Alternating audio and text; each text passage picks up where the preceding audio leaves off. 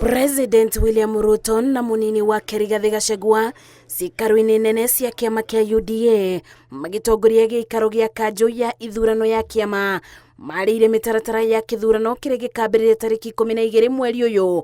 Mũikarĩri gĩtĩ Cecily Mbarire akiuga kĩthurano gĩkĩ gĩgatabanio na matĩna. Phase 4 will be conducted on the 24th of August in the following counties: Nakuru, Bomet, Nyeri, Kirinyaga, Nandi, Baringo, Turkana, Laikipia, Trans Nzoia, Kisumu, Vihiga and Makueni counties.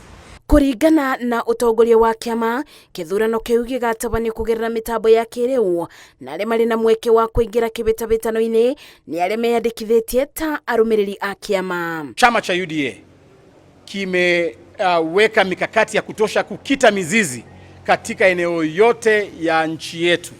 Tunaendelea na na membership registration yetu kama chama, tuhakikishe kwamba tumepata members wa kutosha. Wale members wa chama ndio watapiga kura peke yao. Ibida-inĩ rĩu kĩama kĩa UDA nĩ kĩamũrĩte kamĩtĩ itiganĩte cia kũrũgamĩrĩra kĩthurano kĩu kĩrĩa kĩgwetetwo gũkorwo kĩrĩ kĩa ũma na waragania.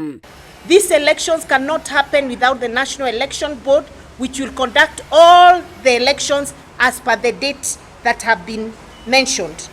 The chairperson is going to be Anthony Mwaura.